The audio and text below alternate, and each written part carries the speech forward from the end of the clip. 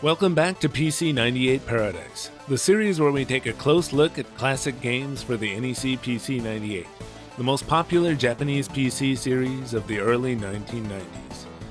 I can't believe it's been over 2 years since I did Dead of the Brain, and today, while I may not be doing Dead of the Brain 2 just yet, instead I have the only other game in the so-called Nightmare collection by FairyTale, Marine Philt. What's a Philt, you ask? I assume it must be a combination of filter, filth, and silt? It's total nonsense, but the game will explain what Marine Philt is in the world of the game, anyway. By the way, while both of the Dead of the Brain games now have English patches on the PC-98, Marine Philt doesn't have one, at least not at the time of this recording. As you can see from the cover, while Dead of the Brain was a zombie game, Marine Philt is an obvious alien ripoff. So I've always just assumed this game is basically Dead of the Brain in space! Upon actually playing the game though, I was surprised to learn that it doesn't take place in space at all. Huh. Well, let's check it out. This game is considered to be quite rare and desirable nowadays, as is Dead of the Brain 2, and I was quite lucky to be able to pick up this copy here. Like Dead of the Brain, the game doesn't have an 18+ label on it, but in this case, the game actually doesn't have any nudity in it at all. That being said, again, with this one, the gore can be pretty graphic, so you might want to sit this one out if you don't like that kind of thing. Inside, first this yellow paper is called the User Support Sheet. It includes some additional technical info about how to run the PC-98 version that isn't in the manual, and on the back there's a service form to send in for those who need real help. The manual is in black and white and was made to work for either the PC-98 or FM Towns versions.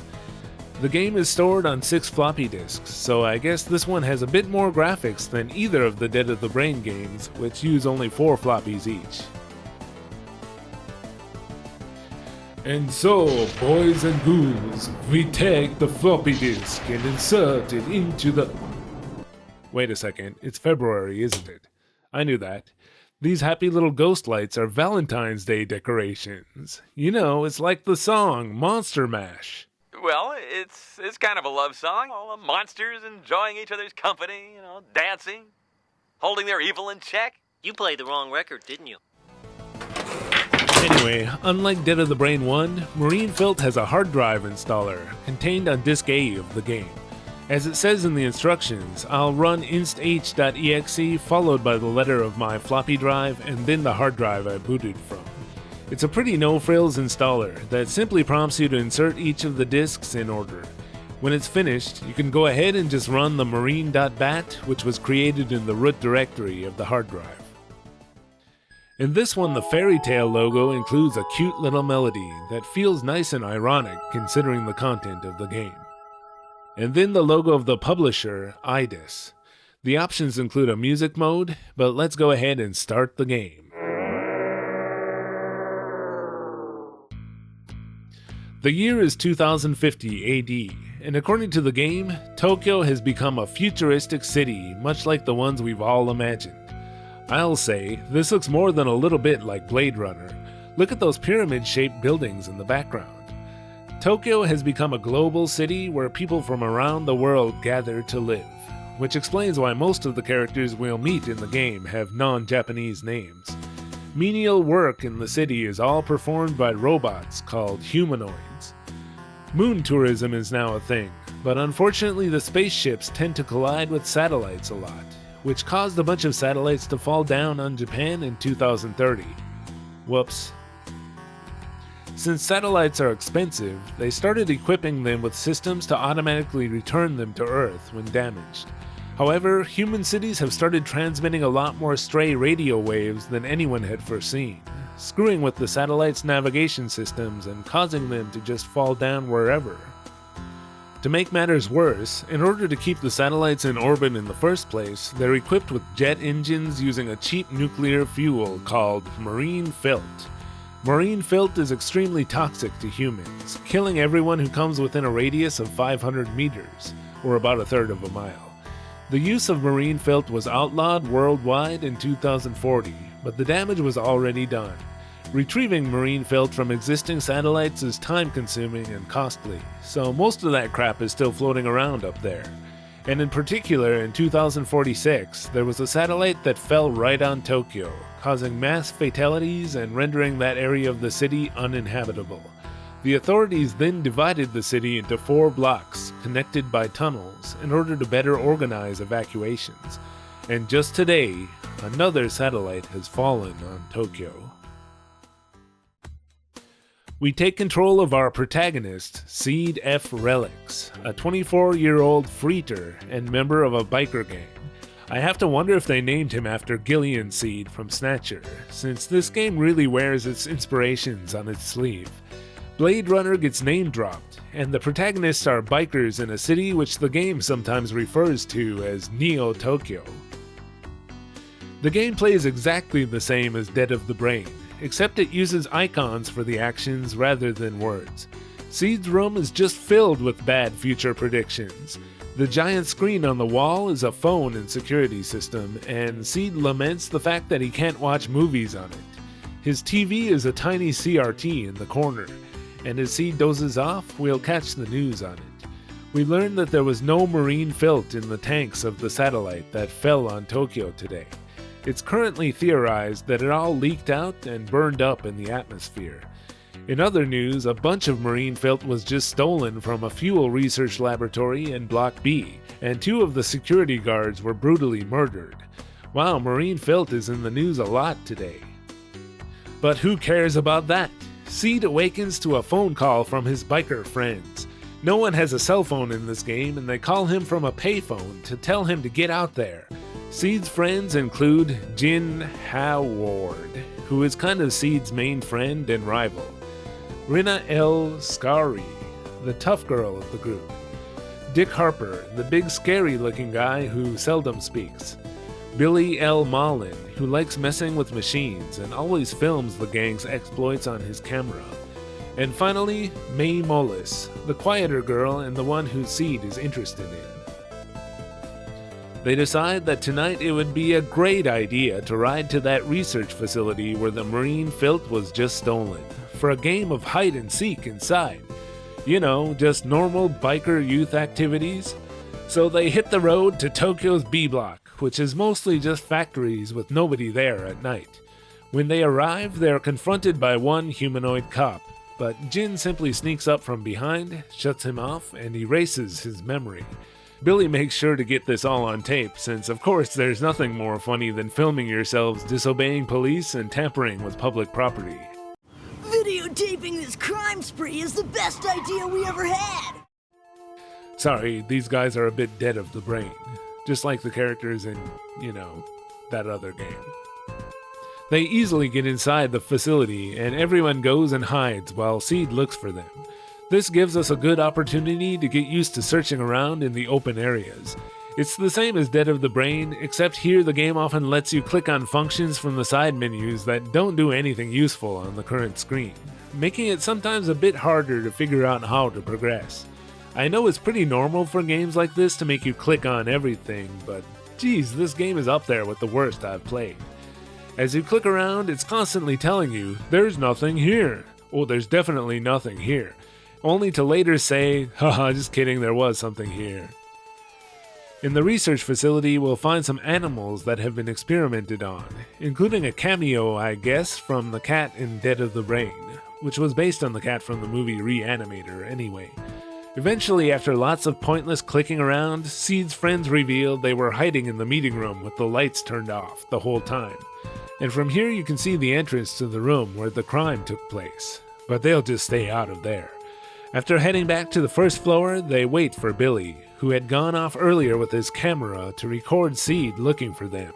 When he takes a little too long to arrive, Seed goes looking for Billy, and we get to play the click around until something happens game again. And I'm afraid here's where we're going to have to put the spoiler warning already.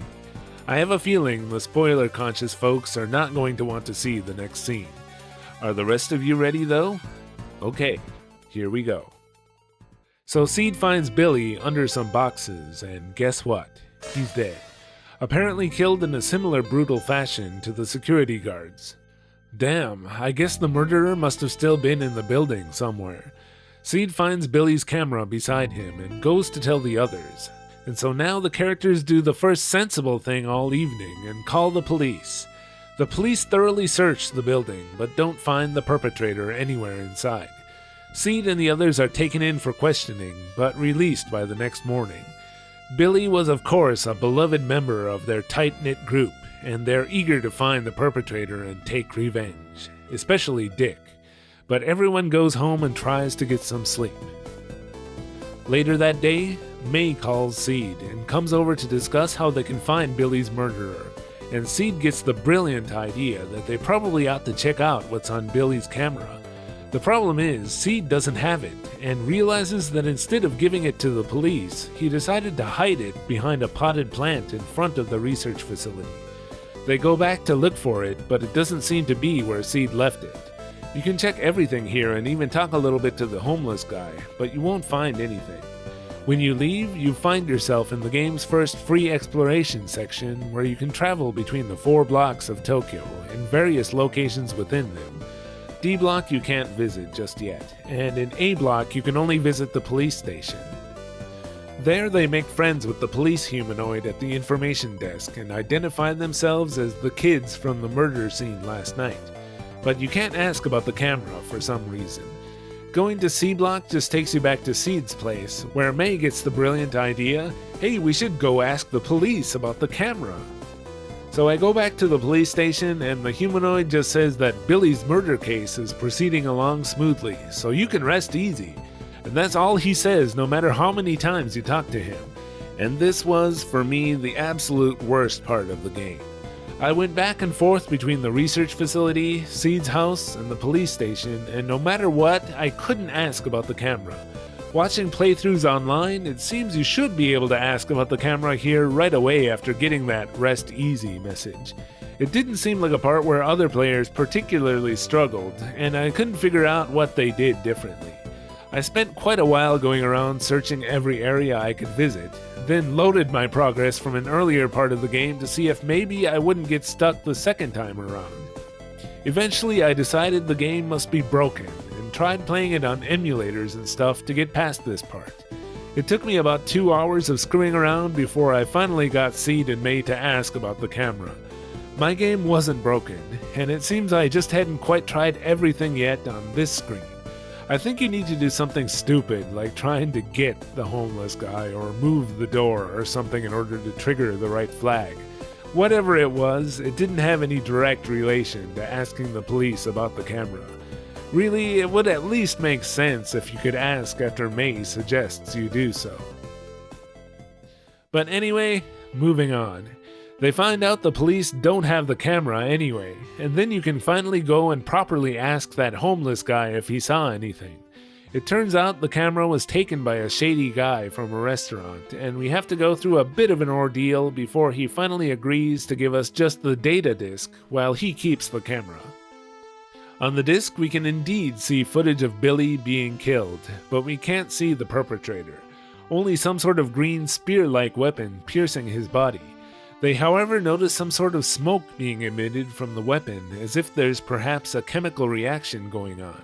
So rather than taking the footage to the police, they decide to show it to May's uncle, who is a scientist. Batman's a scientist. It's not Batman. May's uncle's name is Danny. Yep, he goes by just Danny. I feel kind of weird calling him that. Professor Danny? Well, anyway, Professor Danny knows exactly what it is that killed Billy in the video. In fact, what are the odds? But it turns out May's uncle is the only person on Earth who can possibly help them.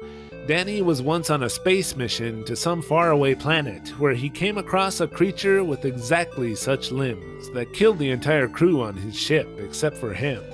After attacking the alien with a laser, to no effect, Danny somehow managed to get away in an escape pod. He told the military what he'd seen, but they told him to just keep quiet. After all, it's the first encounter ever with alien life, and the public would go into a panic if they knew about the existence of such a dangerous creature. Danny believes that now the creature must have hitched a ride on the downed satellite after eating all the marine Philt on board, which the creature loves and uses for energy. It then went to the research facility where it also ate the marine Philt there before killing the security guards, and eventually Billy. Since the police searched the entire site, Danny hypothesizes that it must be hiding in the air ducts. If such a dangerous creature gets out, all of humanity is at risk, so they decide to go back at night to take him out. And they mostly come at night. Mostly. Since lasers had no effect on the creature, Danny thinks something more physical will do a better job, and so he sends Seed to see his friend, who is a gun collector and has some antique guns that use traditional ammunition. That friend turns out to be Kenichi Sagara, the president of a large company that makes weapons for the military. Sagara has heard everything from Danny and lends Seed some lifeform detectors and communicators in addition to guns for his entire group of biker friends. Here we also learn that the military has asked Sagara to build a microwave laser weapon in order to take out the alien that Danny told them about, but it won't be ready for another 2 years. We can't wait for that, and so the team gathers at Danny's house before heading to the research facility at night. Everyone except Dick is there, who they weren't able to contact. He seems to be particularly in shock over Billy's death. And so the team heads in, and we get another long click and search segment in the same facility again, before finding Dick, who of course had gone to take revenge for Billy's death. But just then the creature finally appears, and we get our first shooting segment of the game. Just one shot, and it jumps through the window and runs away. The team has no choice but to just take a sample of the creature's blood for Danny to analyze and call it a day. There's no way to search for the creature now that it's out in Tokyo. Danny says he can use the blood to create a new type of radar to find the creature, but it will take 20 days. Until then, they have to just wait around and hope that nothing happens. But 4 days later, something does happen. On the news, Seed hears about some huge mysterious disaster taking place in B Block, where the facility is located. Buildings have been destroyed and there are hundreds injured and dead. This is it, says Danny. Of course they can't count on the military to take care of the creature. They decide to head to B Block to take it out themselves that night. During the day, we get another free exploration section in the city, and we can even head to the arcade for a couple of mini-games. In the Whack-A-Mole minigame, one of the faces that pops up, I believe, is Kiichi Miyazawa, who was Prime Minister of Japan at the time of the game's release. And the other guy, I assume, is some other politician. The second minigame is a spy shooting game. Sagara had said earlier with a straight face that Seed should practice his shooting at the arcade, since shooting those old guns in the city would obviously make too much noise. Speaking of Sagara, he now also gives Seed a machine gun, but it's broken and will take Danny a while before he can fix it. There's also a short scene with Rina here at a cafe where she tries to make Seed choose between her and Mei, but it gets interrupted by Jin. Jin, by the way, is interested in Rina just as Seed is interested in Mei, but neither of them have made any advances because they're afraid it would make things awkward between their tight-knit group of biker friends. So later that day, of course, is the big night. This is the one long scene in the game where instead of music, all you get to hear is the beeping sound of the lifeform scanner. At least it's better than Dead of the Brain, where there were several scenes where all you can hear is a heartbeat, or even no sound at all in others. Eventually, the team encounters a bunch of blue spiders, which they quickly surmise must be baby aliens. The shooting sections with the spiders are probably the most fun. You get to do a lot more shooting than you ever did in Dead of the Brain. After taking out the facehuggers, or spiders, or whatever, Seed is the one to find the adult alien, who has grown even bigger now after extracting vitamins, which Danny says it gets from its human prey. You can see clearly here that the design does differ a bit from the xenomorphs, but still, we all know what this is a copy of. And guess what? Seed finds that this alien is just an exoskeleton. It's molting, and its actual body is at the holographic museum, where Jin and Rina are. Seed rushes there to help. At the museum, I made sure to thoroughly investigate everything, while the game was constantly telling me to hurry up and go save Jin and Rina. But game, what do you mean hurry up?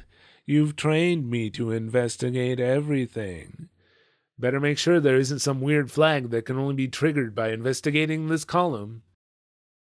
But anyway, Rina and Jin have been keeping the alien at bay until Seed, the hero, can arrive. And here you get the first shooting segment that really reminds me of Dead of the Brain.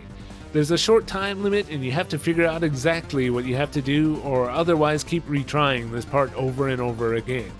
What you have to do is shoot off its 4 feelers before you can damage it in the head. And so it's over. They confirm that there are no more life forms left in Block B. Now they only have to stop at the hospital to get Jin's arm checked out. The game gives you a brief and weird scare here where Jin seems to take an oddly long time before coming out of the hospital, but it turns out his injury was nothing, and the team can go celebrate at their usual place. It's a long scene where we mostly hear about how well Rina can hold her alcohol, and how she's going to drink them all under the table.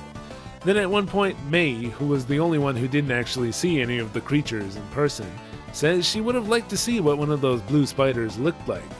And so a drunk Jin says, "It looked a lot like that thing right there." By the way, this reminds me so much of that time I was at a bar in Tokyo and a cockroach just crawled up and stopped on the wall next to me.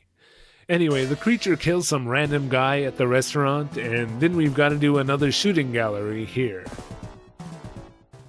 The team goes and wakes up Danny in the middle of the night to break the bad news.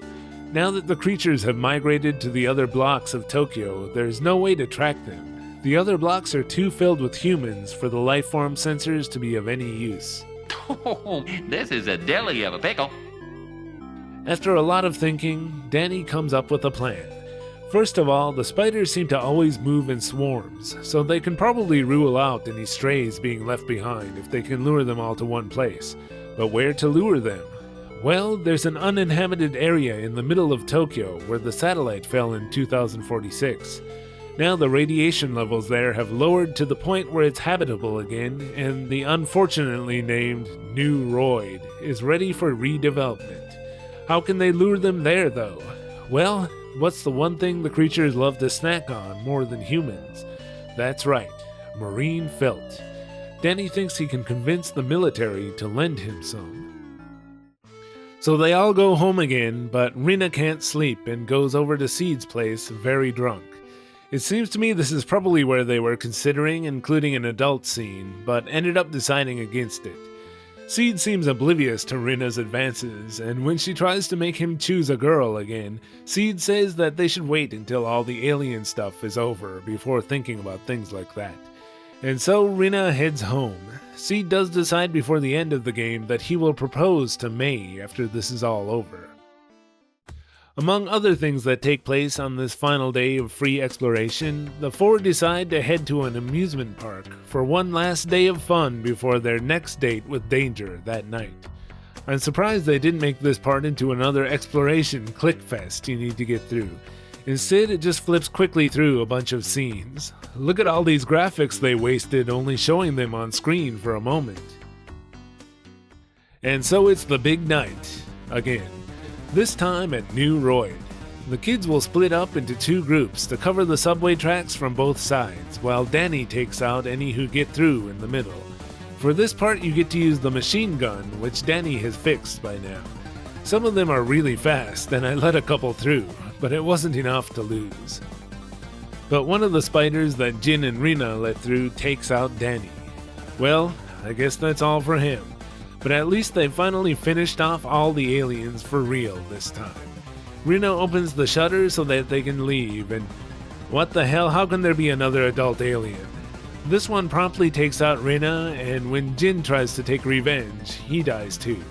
So in the final scene, Seed and May have to find some way to take the alien out using whatever they have at their disposal in the station. It's another part where you have to keep continuing and retrying until you get it right. First you have to get the ice from the freezer and use it to slow him down. Then you shoot the electric cable on the ceiling to take him out. and so it's another ending with only the main couple left alive. There are scenes showing the aftermath over the credits, and finally, of course, an ominous "to be continued" screen at the end, for a sequel that never got made. I knew they shouldn't have been so sure they got them all. The ending feels pretty abrupt, killing off 3 major characters at the last minute, and there's one big important question left unanswered. Where did that last adult alien come from? Was the one they killed earlier actually still alive? Did another one come down from outer space? Did one of the babies grow into an adult already? Or maybe the guy at the restaurant or someone in B Block got impregnated by a facehugger and it grew already into a xenomorph. Hello, my baby. Hello, my honey. Hello, my ragtime gal. Send me a kiss, my wife. The characters just assume throughout the game that the spiders are babies that grow into adults, but it's never clarified whether the alien reproduction in this game works the same way as in the Alien series or not. We have to assume these facehuggers are just extracting nutrients from the humans' necks here rather than impregnating them. But anyway, the credits of course are very similar to Dead of the Brains, but the games actually have 2 different character designers, and while sound production on both games is credited to a company called Muse, the individual composers listed seem to differ. Here the first composer listed is Akira Sato, credited here as just Akira. And actually I definitely do prefer the music in this one over Dead of the Brains, if not only for the fact that so much of Dead of the Brain doesn't even have music. There are a lot more tracks, and the music in Marine Philt sounds maybe a bit fuller, despite still using only the default binaural FM soundboard. It was totally just par for the course for these PC-98 adult game developers like FairyTale to never use the stereo FM soundboard.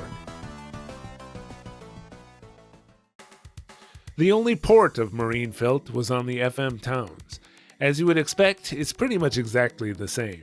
I usually capture FM Towns in 4:3 aspect ratio, but if you were to zoom in on any of these PC-98 ports, they're the exact same resolution as the PC-98 originals.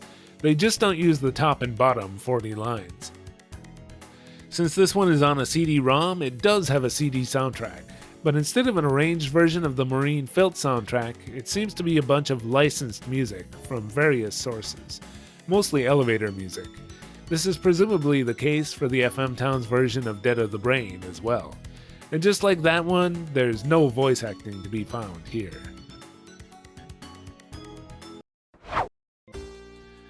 Marine Philt is another horror cheese fest from FairyTale that doesn't make a single effort to hide the sources of its inspiration.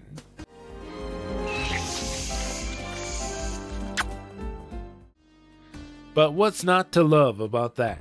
As long as you know exactly what you're getting into here, there's plenty of awesome PC-98 graphics and music to enjoy, not to mention a reasonably engaging, though completely stupid and implausible, story.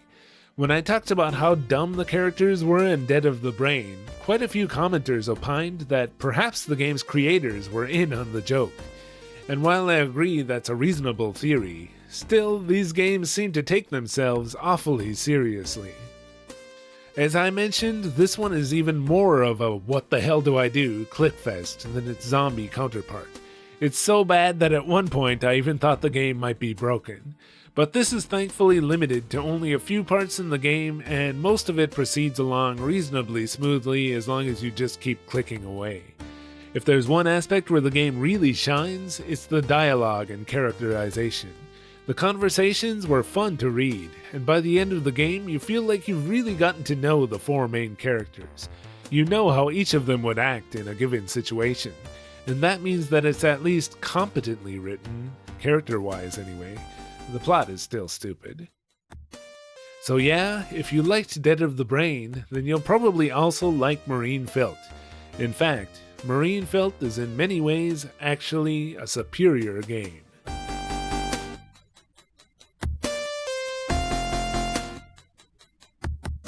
Thanks for watching this episode of PC-98 Paradise.